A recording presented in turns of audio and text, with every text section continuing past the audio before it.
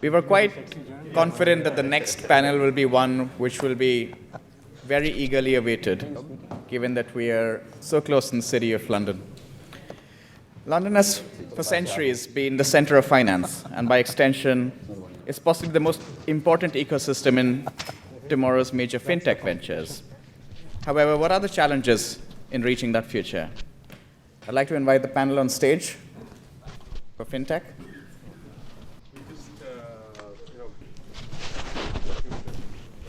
On our IIMA Alumni website. Great. So I'm just going to ask you for a couple of comments on your experience. We had this 15-year at the thing. conference. And secondly, your familiarity with IIMA brand name. Yeah. And you just share your comments on that. Yeah, sure. Great. Our moderator today is Anna Herrera. Anna is a journalist at Financial News, a Dow Jones newspaper in London, where she writes about trading and financial technology. She joined Dow Jones in 2012 as an online reporter for Financial News. She moved to the UK from Rio in Brazil, where she was a trainee with Thomson Reuters, working for the English language newswire service. In September, earlier this year, Anna was ranked as one of the top 100 fintech influencers on Twitter. Our next panelist is William Todd of Nutmeg. Unfortunately, Nick Hungerford could not make it, and William has very kindly agreed to step in his place. William is the co-founder and chief technology officer at Nutmeg.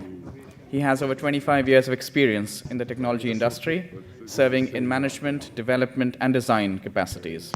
He has designed and built software for the financial services industry, including developing derivatives exchanges across Europe and Asia.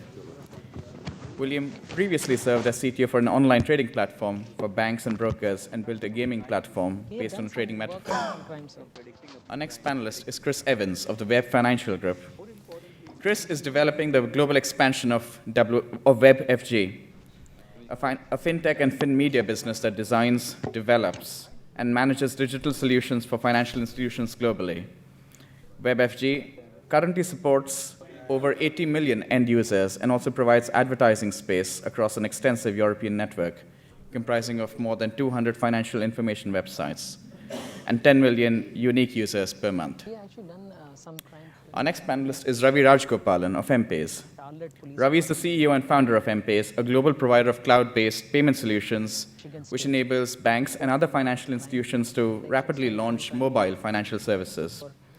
A PGP 1983 from IIM Ahmedabad. He previously worked with Halcash International, a company owned by a consortium of Spanish banks operating a mobile money transfer business in Spain, with Lucent Technologies in various positions and with Tata Telecom. We were very delighted to also welcome Rajiv Mishra, who we were able to only confirm this morning. Rajiv is from SoftBank and is the head of strategic finance at the SoftBank Group. Prior to this appointment, Mr. Mishra was a senior managing director and partner in the Fortress Investment Group's London office. Previously, he served as global head of fixed income, currencies, and commodities at UBS between 2009 and 2013, where he expanded fixed team by nearly one quarter, bringing in over 400 new employees and overseeing 1,200 employees in total.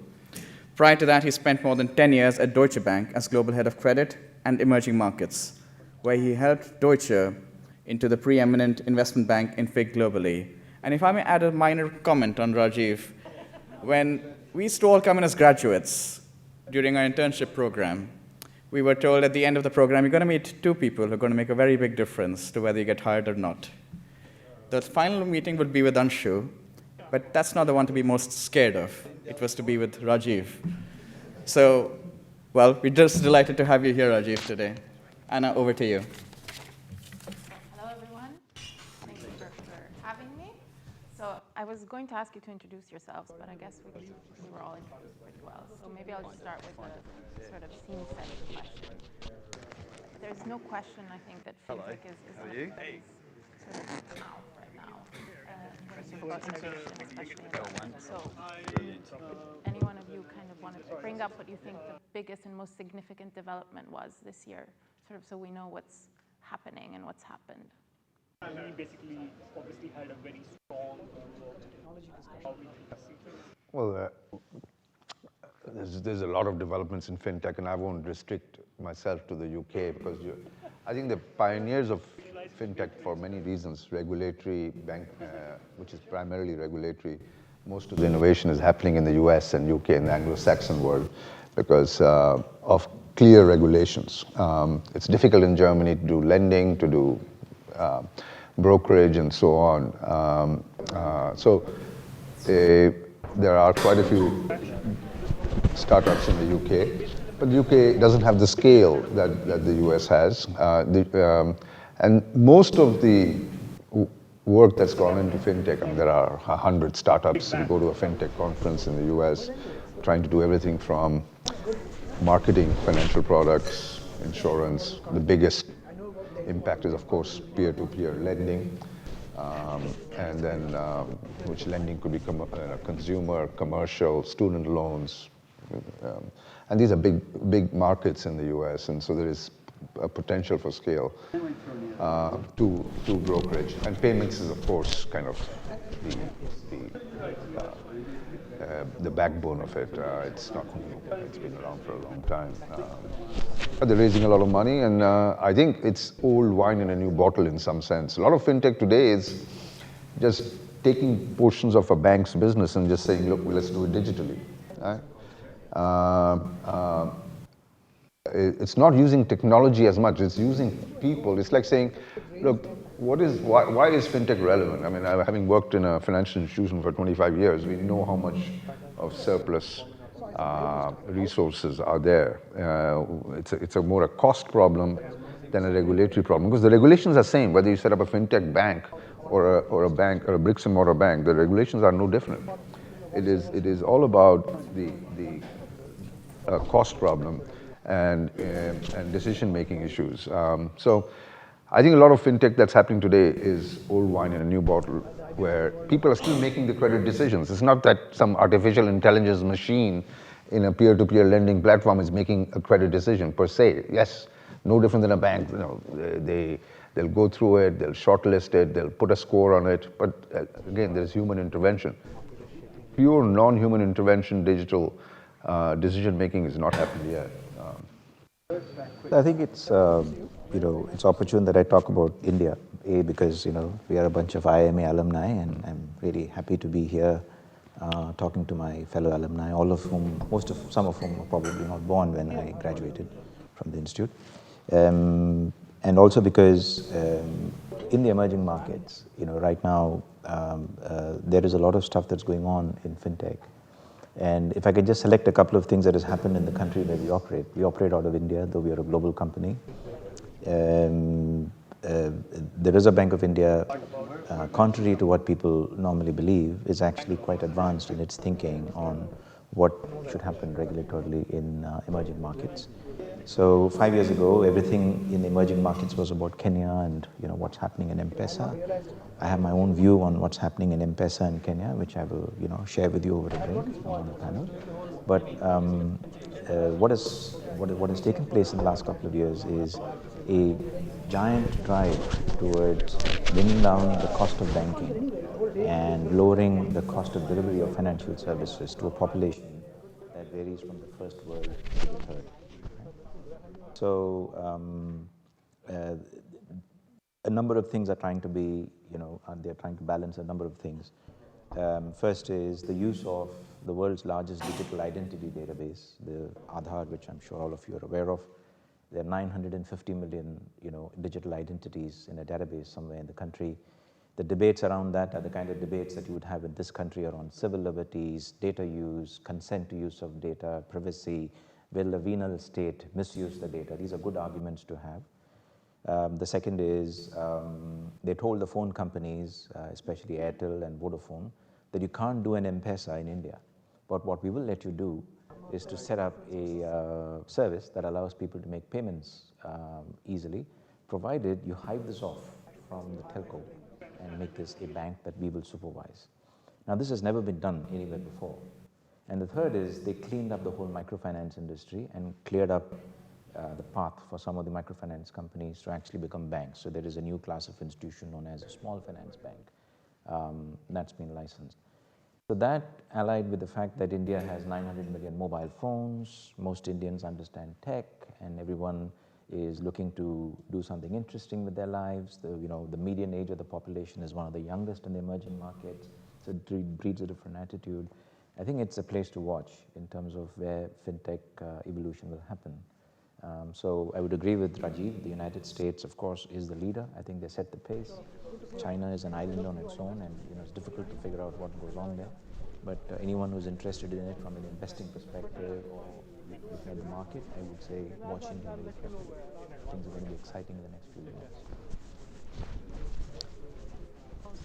The most controversial question you can ask on a fintech panel. Will the new players kind of kill off the old players, right? Because a lot of the discourse is around similar stuff like, oh, look at what happened to Blockbuster. Is the same going to happen to the banks? You represent a disruptor. So Yes. what are your thoughts? Yes, well, I guess, well, I should ask, has anybody heard of Nutmeg? Good. Anybody a customer? Well, not so good, but anyway, try again. So 0.1%. Okay. Yeah.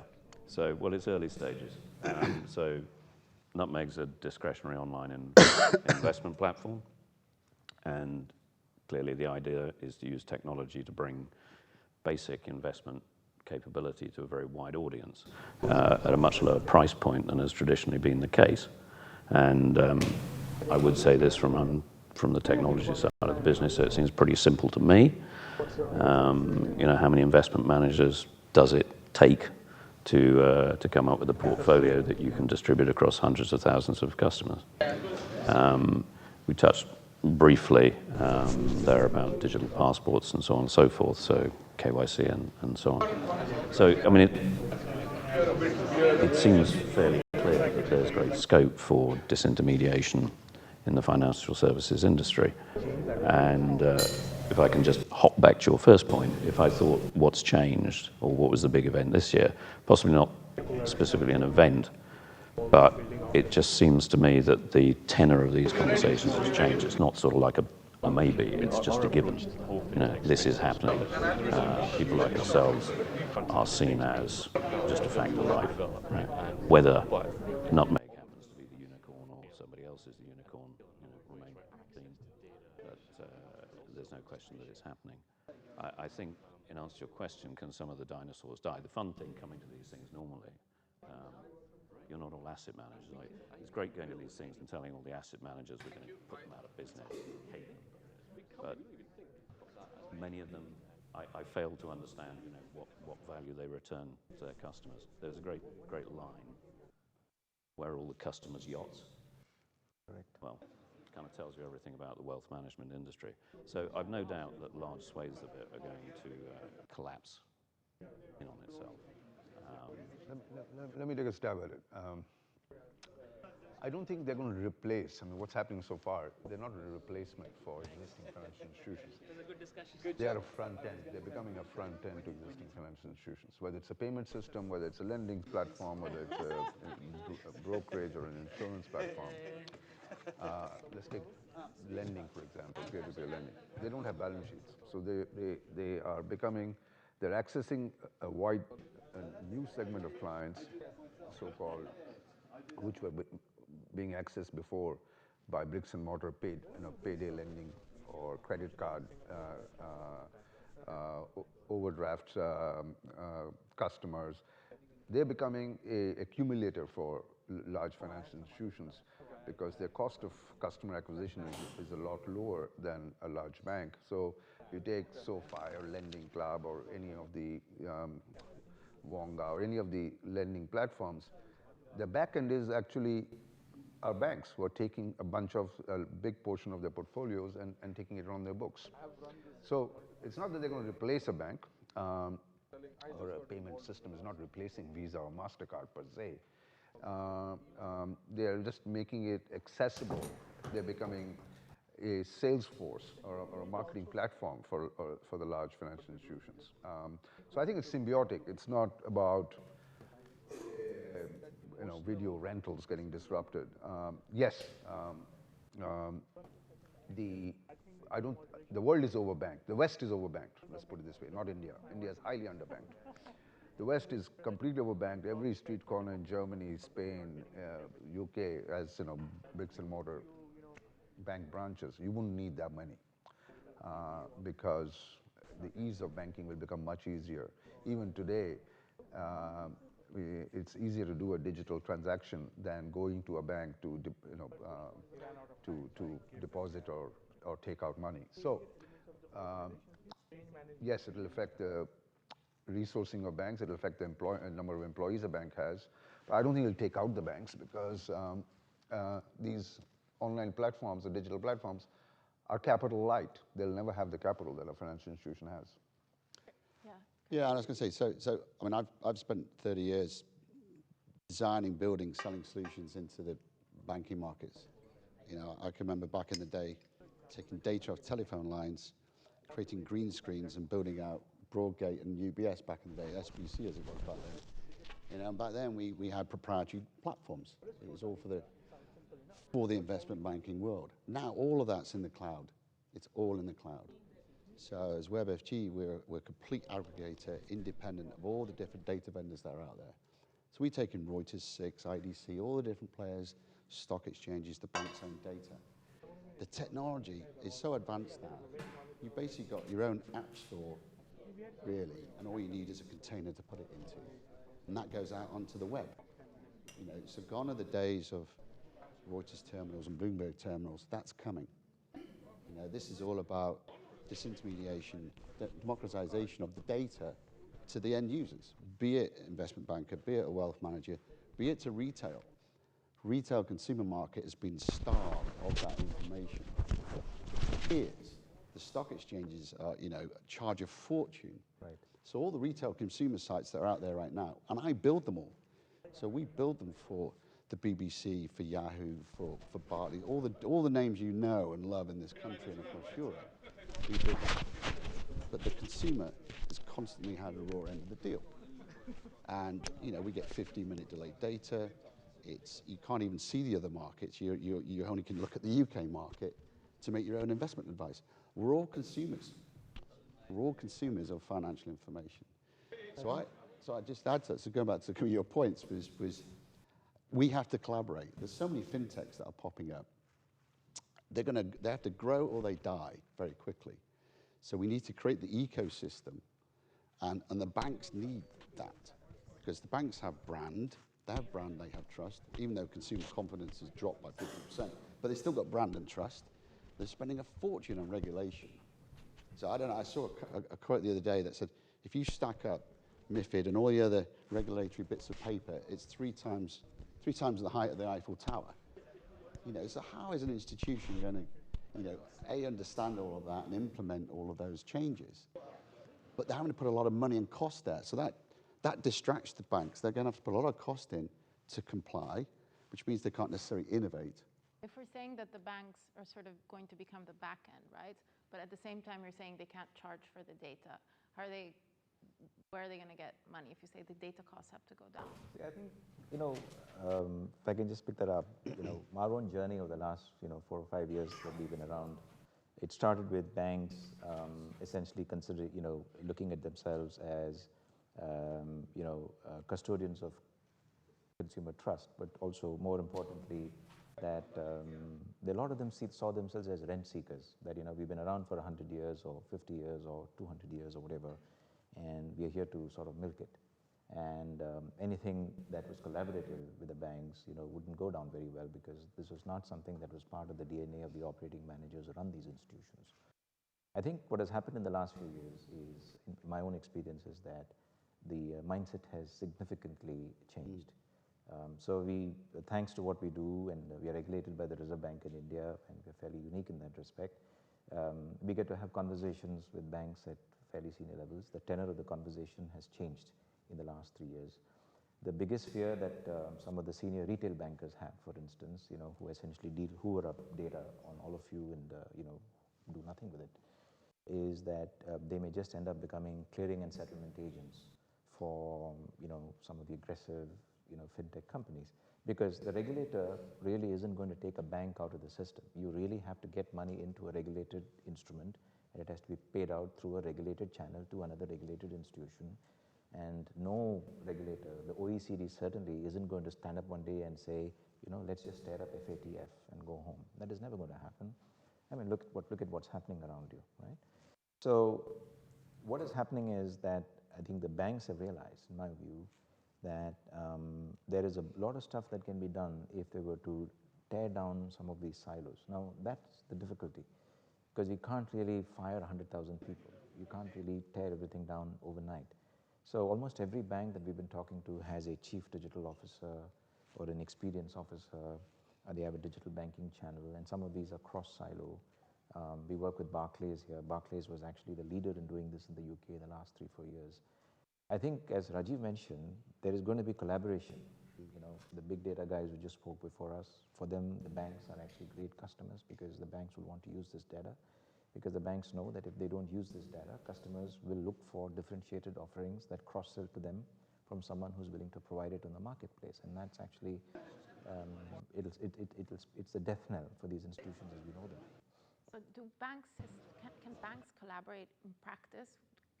You look at a kind of technology level, both the banks and the asset managers, meaning there's all this talk about open APIs. And can their systems support that? Were they built for being open? Not in my experience. I know your answer. Yeah. I have to say, I mean, the wealth management industry is a revelation. I've mostly worked in derivatives before, but the state of the systems in the wealth management industry beggars belief. But that's because, they've never had to address any matters of efficiency. Let it happen. I mean, cannibalization is a fear they have. But if you look at last 10 years, how asset management without digital has changed using ETFs, which are small fees, 20 basis points instead of 1% fee, and ETFs were small roughly 12, 13 years ago. Now it's become very big because so-called active fund managers have not outperformed the index. Yeah. And why should somebody pay 1% in a low interest rate environment that we are in today, where returns are low, large asset management fees? But to your question, I mean, banks and large organizations realize that large organizations by definition cannot be entrepreneurial, by definition. Even if they create a small group which is responsible for creating digital products and reach out, they cannot take decisions. They don't have the same reward system or